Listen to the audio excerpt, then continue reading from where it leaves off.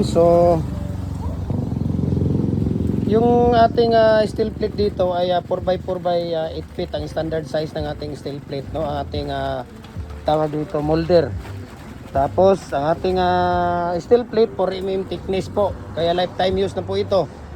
No, lifetime use na po yung ating steel plate. Adjustable na rin siya. Pwede ka nang gumawa dito ng 3 feet, 4 feet, 5 feet, 6 feet, 7 feet hanggang 8 feet. Na. We can ship nationwide, Luzon, Visayas, Mindanao. Kahit saang sulok mong kayo ng mundo, kaya abutin ng ating cargo. Kaya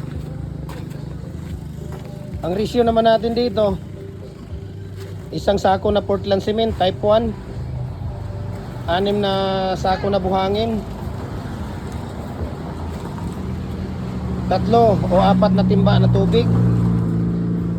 Ang palabas naman natin dito sa 1 bag of cement sa 8 feet, 6 na piraso, sa 7 feet, 7 piraso, sa 6 feet, 8 piraso.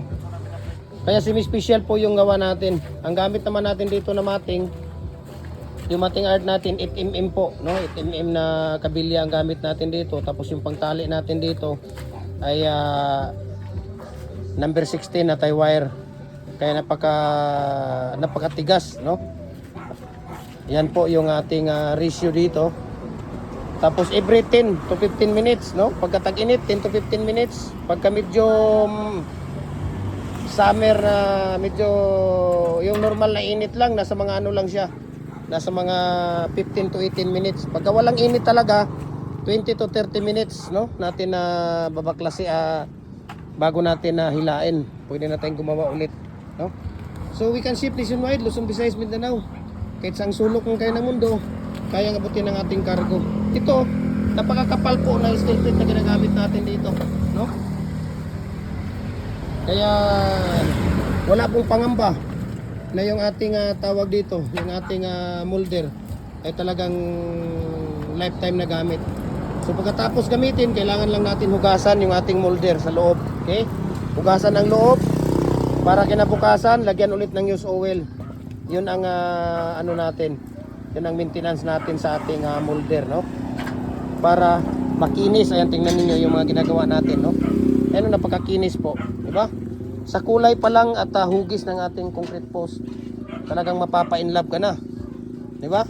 At wala na, hindi na mag-alinlangan pang kayo ay mag-order at kayo ay tawag dito, i-convince na kayo ay bibili.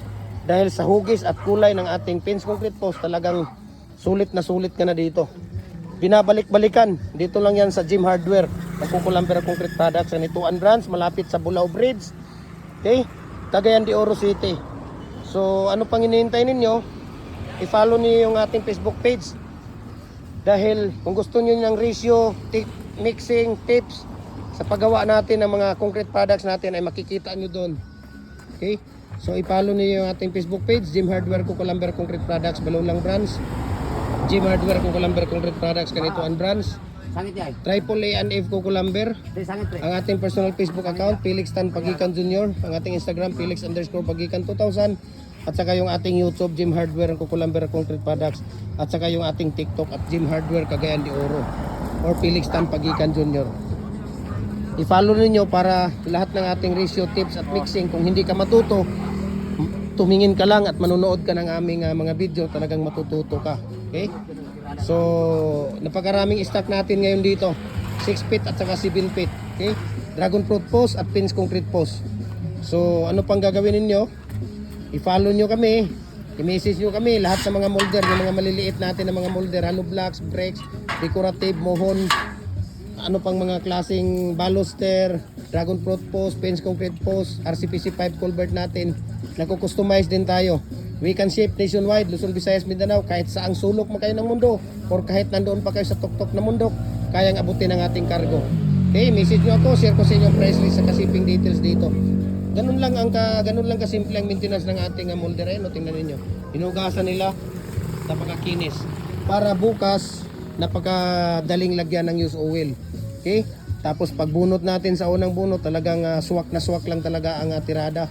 Kumbaga wala nang tunog pa. Kung alam mo ba yung pagbunot mo na maririnig mo yung swak na swak, no, parang, di ba? Alam nyo na yan, di ba? Parang gano'n na tunog. So, napakaganda po yung molder natin. Talagang recommendable po, no? Recommendable po yung molder natin. Sa lahat ng mga molder natin, di po tayo nagpapatubo dito at tulong ko po yan sa ating mga mahal na followers. Kaya every Monday namimigay tayo ng molders, no? Cut off natin 3 PM bukas ulit, no? Dahil Sunday ngayon, bukas ulit yung ating molder na ipamimigay. Kaya mag-share kayo na mag-share para magkaroon kayo ng tapan buds. Mabilis lang magkaroon ng tapan buds kung kayo ay nagsishare sa mga group, lahat ng mga video, mag-comment at mag-react. Okay? So maraming salamat and God bless po sa ating lahat. Ayan.